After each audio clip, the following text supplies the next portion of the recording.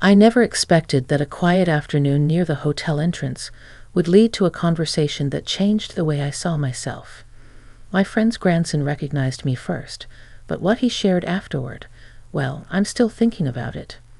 Before we begin, tell me in the comments which city you're watching from, and if you enjoy stories like this, please like the video and subscribe to the channel. Now let's start. I had just stepped out of the hotel lobby, hoping for a moment of fresh air after a long day of meetings. I'm in my mid-50s now, and moments like that, simple pauses, mean more to me than they used to. The late afternoon light brushed against the pavement, and the breeze carried a hint of pine from the hills nearby. I leaned against the railing, letting the hush of traffic settle my thoughts. That's when I heard someone say my name, gently, almost cautiously. I turned and saw a tall young man walking toward me with that unmistakable expression of someone trying to place a familiar face. When he got close enough, he smiled, and suddenly I'd recognized him too.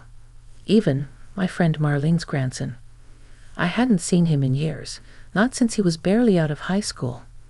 Now he stood there, clearly grown, steady-looking, and warm in his manner. "I thought that was you," he said, stopping a respectful distance away.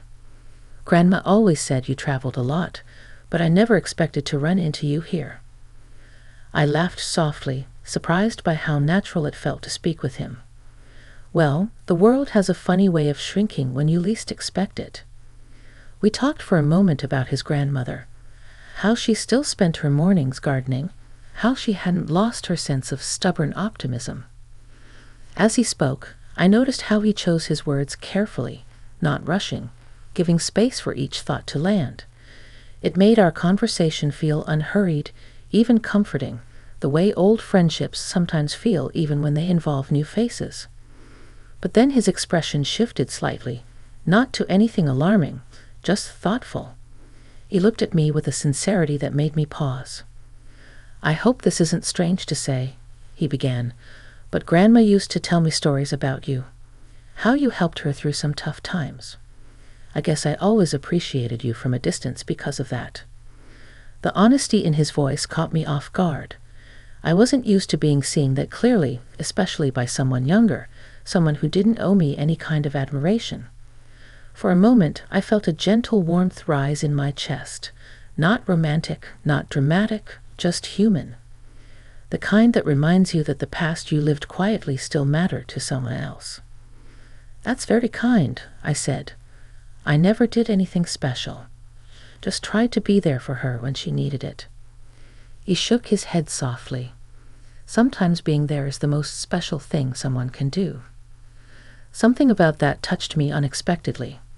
Maybe it was the simple truth of it, or maybe it was the way he said it without any agenda. It felt like a reminder I didn't know I needed. A group of guests passed by, pulling our attention back to the present, and I took a slow breath. I realized then that this unexpected encounter might end up meaning more than a pleasant surprise. And it was only the beginning. The breeze shifted as we walked a few steps away from the hotel entrance, giving us a quieter corner near a row of potted palms. I didn't know why, but something about the moment felt gently suspended, as though the day had paused just long enough for the two of us to settle into a conversation neither of us had planned. Even asked if I had a few minutes, and his tone was polite enough that I didn't feel any pressure. I nodded, curious about what had brought him here of all places. He told me he was in town for a small conference related to his work, something involving community outreach programs. I listened, noticing the way he spoke with a kind of quiet conviction. It reminded me of his grandmother, how she always believed in helping people without making a show of it. As he talked, I found myself relaxing more than I expected. There was something steadying about being around someone who didn't rush their thoughts or try to impress me. His presence felt familiar even though we barely knew each other as adults. It was as if the memory of years past created a bridge between us. After a moment of comfortable silence, he glanced at me in a way that suggested he had been carrying a question for some time.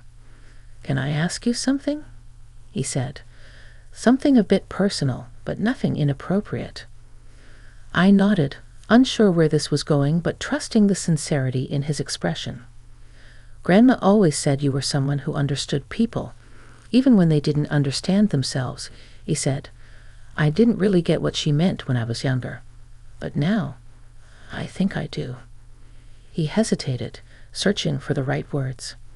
"Have you ever had a time in your life when you felt like you were standing between who you used to be and who you're supposed to become?" His question surprised me, not because of its depth, but because it mirrored a feeling I hadn't dared to voice aloud.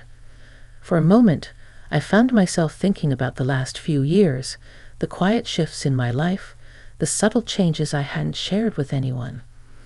I wondered if he could see that in me somehow, or if it was simply coincidence.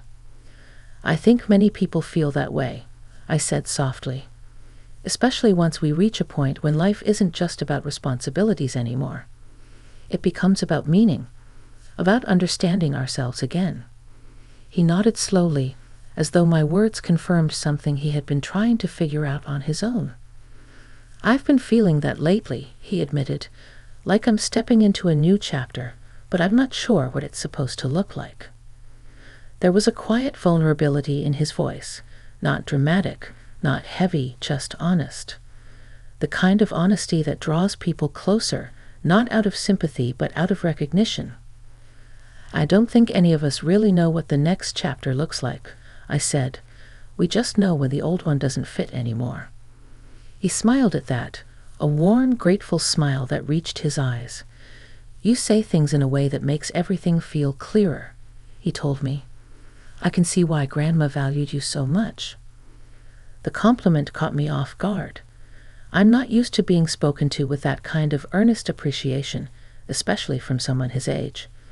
It made me feel seen in a way I hadn't expected today, maybe in a way I hadn't expected in a long time. A car pulled up in front of the entrance, momentarily breaking our conversation with the sound of its engine. But neither of us moved. The quiet between us settled again, not awkward but thoughtful, carrying the sense that something meaningful had begun to unfold, gently, naturally, without either of us forcing it. And even though I didn't fully understand it yet, I knew this moment was leading somewhere I hadn't anticipated. We walked a little farther from the entrance, settling near a bench shaded by a large oak tree. The late afternoon sun filtered through the branches, scattering soft light across the walkway. It gave the moment a warm, almost nostalgic feeling, as if time had slowed just enough for both of us to breathe more deeply. I sat down, and after a brief pause, Even joined me, leaving enough space to keep everything comfortable. His posture was relaxed, but there was a thoughtful weight to the way he folded his hands, as though he was carefully considering what he wanted to say next.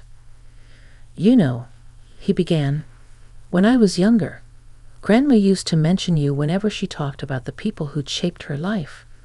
I didn't really understand what that meant, but now that I'm older, I think I finally do." I turned slightly toward him, curious but not wanting to interrupt. "She used to say that you had this way of helping people feel steady," he continued, "not by giving answers, but by reminding them they had their own. I always wondered how someone could have that kind of influence." His words stirred something inside me, something that felt equal parts gratitude and humility. I'd never thought of myself as someone who shaped lives. I had simply been a friend, someone who listened.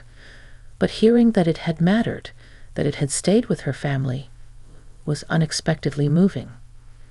"I'm not sure I deserve any of that," I said with a small smile. "I've always just tried to show up when I could." "That's exactly it," he said. "Most people don't show up. Not really." The sincerity in his voice stayed with me. There was no flattery, no exaggeration, just honesty. I realized then that he wasn't just revisiting memories of his grandmother. He was trying to understand what it meant for himself. A quiet moment passed before he spoke again, this time more carefully. "Can I tell you something personal?" he asked. I nodded, sensing the importance of whatever he was about to share. "I've been feeling a little lost lately," he admitted, "not in a dramatic way, just in that quiet, everyday sense. like I'm doing everything I'm supposed to do, but something is missing, and I can't quite name what it is. His voice held no complaint, only reflection. It was the kind of confession people usually keep tucked away, the kind they only share when they feel safe. It struck me that he trusted me with this, and the thought filled me with a gentle responsibility.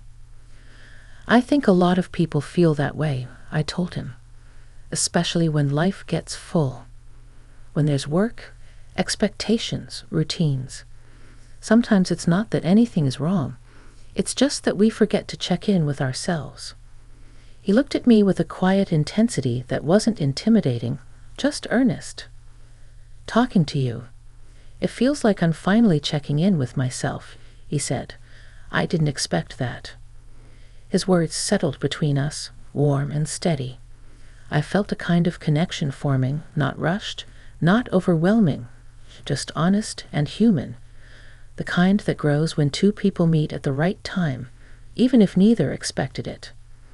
A breeze drifted through the branches above, carrying the faint scent of the hotel's garden. I took a slow breath, letting the moment settle over me.